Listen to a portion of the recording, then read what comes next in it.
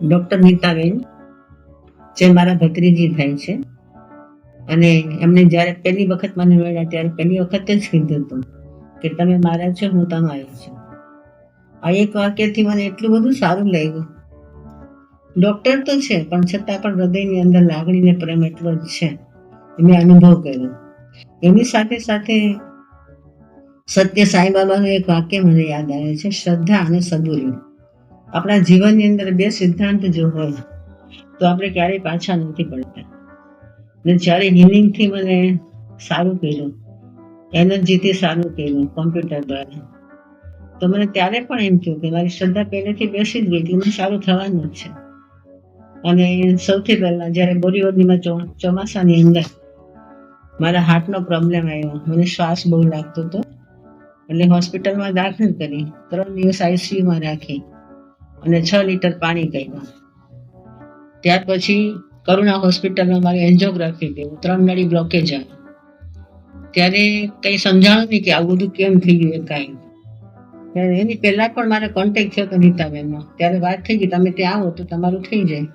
હું ચાતુર્માસમાં કેવી રીતે આવું, એટલે હું ન આવી. એટલે મારી એક ભૂલ થઈ. હું ત્યારે આવી હોત તો આ બધી હકીકત બને તો નહીં, કાંઈ વાંધો ન આવે. પણ છેવટે અમે લોકો એની ટ્રીટમેન્ટ માટે અહીંયા આવ્યા અને મને એન્જિયોગ્રાફી કર્યું કોમ્પ્યુટરથી અને કીધું કે તમારી નળી એકચ્યુઅલી બ્લોકેજ નથી, પણ જે બ્લોકેજ દેખાય છે એ વાયુના કારણે છે. પિત્ત અને વાયુ એટલા બધા મારા વધી ગયા કે પિત્ત તો એટલું બધું હતું, એની સાથે વાયુ પણ ખૂબ હતું. જે 100% છે એના બદલે મારામાં 2200% વાયુ હતું. એ વાયુના કારણે હાર્ટની બ્લોકેજ દેખાતી હતી. એને 12 સિટિંગની અંદર મારી બધી બ્લોકેજ ખોલી નાખી ને વાયુનું પ્રમાણ લગભગ 300 જેટલું થયું. અત્યારે એકદમ હું સ્વસ્થ છું. એની સાથે સાથે મને ગેસ બહુ થતો હતો. કેટલા વર્ષોથી મને ગેસનો પ્રોબ્લેમ હતો. જે કાંઈ પણ હું ખાઉં એ બધું ઉર્ધવાયુ થઈ ગયું. બધું છાતીમાં ચડે અને ભીસ થાય, ભીસામાં રહે અને મને દુખાવો થતો હતો. એટલું બધું દર્દ હતું તો મને એમ થાય એટેક આવી જશે તો, એવું બધું મને તકલીફ હતી. પણ આ હિલિંગથી અને આ જે શક્તિ એનર્જીથી મને આ બધું સારું થઈ ગયું. અત્યારે એકદમ સ્વસ્થ છું.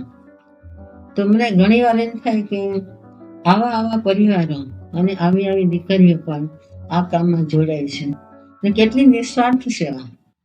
એને એક સાધુ સંતને નહીં, હું તો એની બરાબર છું, એની ભત્રીજી, એટલે મારે ફઈ ભત્રીજીનો નાતો છે. છતાં પણ નહીં તો આવા કેટલા સાધુ સંતોને, લગભગ 300 સાધુ સંતોને સારા કર્યા. કેટલી નિસ્વાર્થ સેવા. એને કહેવાનું એટલું જ છે કે આમાં તમારા જે દોષો છે એ દોષો બધા પકડાય છે.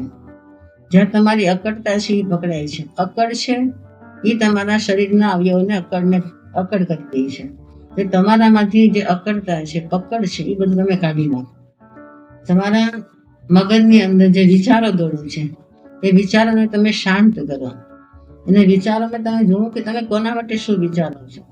તમે તમારામાં જોડ્યો, સોમાં વસ અને પરથી ખસ, આટલું તો કરતો બસ, એવું જેનું કહેવાનું છે. એ મને બરાબર સિદ્ધાંત તમે સમજાઈ ગયો છે. તો આજે મારે એટલું જ કહેવાનું છે કે ધન્ય છે એમને રીતાબેનને, ધન્ય છે એના માતા પિતાને કે આવી પુત્રીને જન્મ આપ્યો છે. મને પણ ગૌરવ થાય છે કે મારી એક ભત્રીજી આ સ્ટેજ પર પહોંચી છે. અને આજે મુક્તિદાદાજી મારા જેમના કઈમાં મારા થાય છે અને મારા બેન મારા થાય છે, એના બધા સિદ્ધાંતોને ગ્રહણ કરીને, એના પર ચિંતન કરીને લોકોની સામે પ્રદર્શિત કરે છે. એ સાંભળીને જોઈને પણ મને બહુ એના માટે ગર્વ થાય છે કે મારી ભત્રીજી આવી છે. હું બધાને એ જ કહું છું કે તમારે સાધુ થવું હોય તો આ એક સેન્ટર બહુ ઉત્તમ છે. સેન્ટરમાં તમે આવો, તમે જાત અનુભવ કરો અને કેટલા રોગો નાશ પામે છે તમે પોતે અનુભવ કરો ત્યારે ખબર પડશે. બસ એટલી સિદ્ધાંત.